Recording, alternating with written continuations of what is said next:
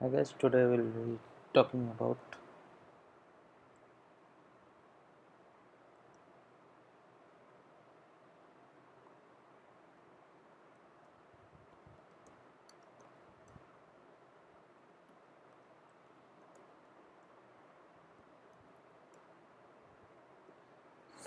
hi guys, today I'm going to talk about some basics Linux and Unix command that will be very useful for the beginner who is going to start learning this basic Unix command, and they will be definitely using in day to day the software process, all those things. So let's start with some basic command of Linux. I think that will be very useful for the beginner who is learning Unix or Linux command. So start with some one simple command. So let's say you want to create some directory. So how will you do that? You can just use a simple mkdir command space the directory name you can give. Let's say test directory you want to give, then it will give the test directory. Then so now you will, if you will do a ls, then you will get the list of directory. So here this test directory is created, so we are good to go. So this make directory created a directory. So let's say we want to enter this test directory, we can simply do a cd, then space, then directory name, then it will enter to that directory. So the cd command will let you go to that directory wherever you want to go. Then here you can type the pwd command. With pwd command will give the present working directory, it will give the complete path of the directory, so you can easily get. Let's say you want to give some path in your code, then you can directly type a pwd command, you get the path and you can provide in the source code.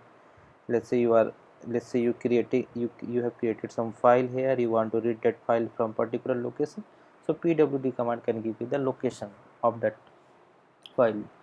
So let's say we want to copy this particular, let's say we create one file or some file. So let's say we do a text touch touch command will create some file. Let's say we create test file, test file.txt we have created. So this touch command will create some empty file with that name whatever you'll give. Let's do ls here. So ls is, we have one text file. So what we can do is we can do a vi, it's a vim, it will open it, we can enter and then we can type something here. So it's already copied, so we already copied in text file. Let's do ls again, it's already there.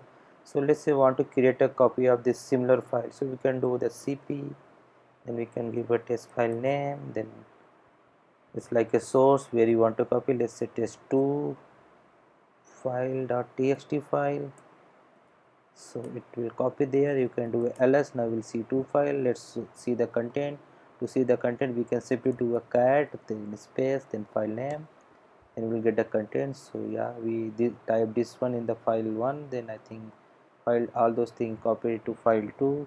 So using cp command you can copy the file something into somewhere. So that's the very simple and easy command.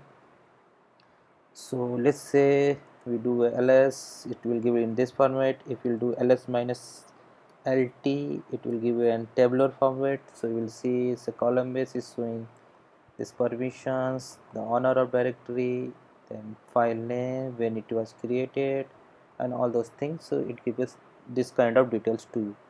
So let's say we want to remove one of the file, we can simply use a rm is file remove, then we can select the file. Let's say we select this one, so it will select this, so it will delete. We'll again do ls minus lt to verify it's deleted or not. So we see only the test file text.file is there only, so that file looks like it's deleted, so that's good. So let's say we don't want to copy, we just want to rename this file.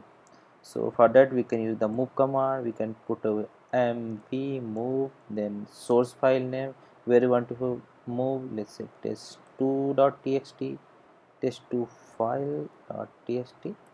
So there will be a one copy only. If you do ls minus lt, so what it will do is it will just show you the file. So because it's move all those file from one name to, so this in this, using this way, you can just simply rename the file without going to that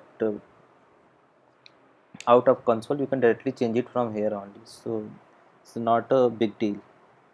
So you learn this changing file name, all those things. You already learned that how to remove all those things. So let's say we want to zip this file. So for that we can do the tar hyphen that xvzf, then this this file, let's say want to save as tar.gz and test2.file, then it will, oh sorry, I just looks like this forgot something, then this failed to open, then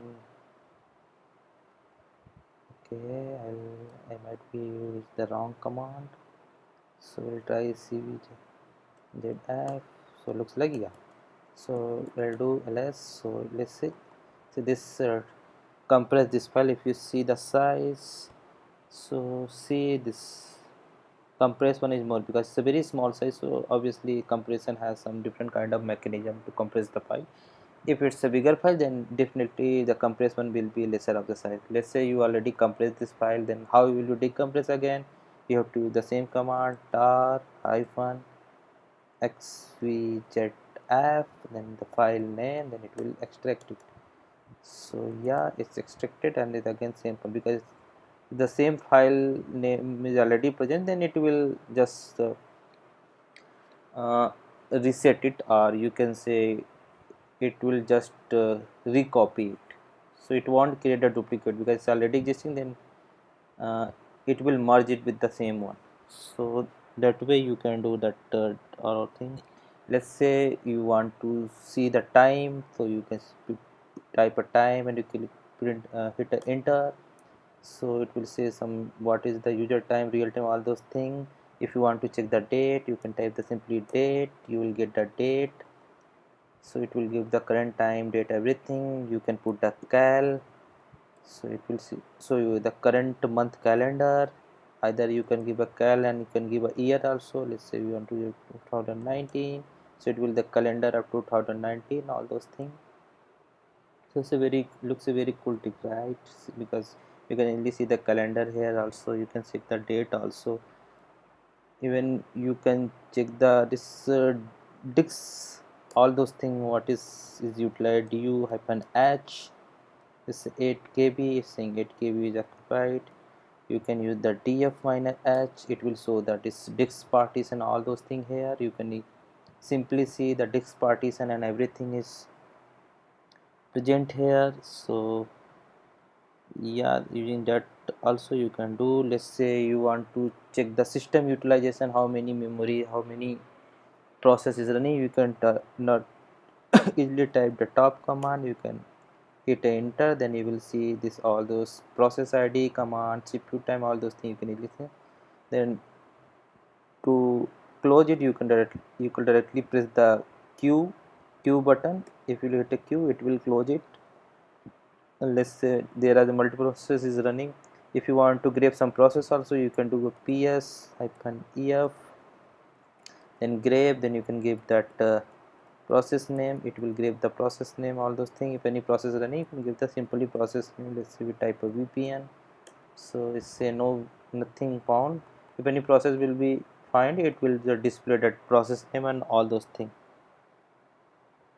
So you can usually use the manual page also. You will hit up man, or let's say man of time, so it will try, yeah, so it will open that manual for the time function.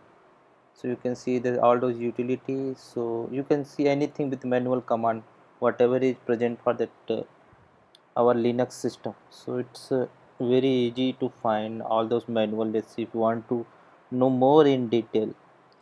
So like that there are multiple command for, but for the beginner I think this is the basic one that every beginner should know and learn it. You learn it. So I think that's it for today. So hope you like this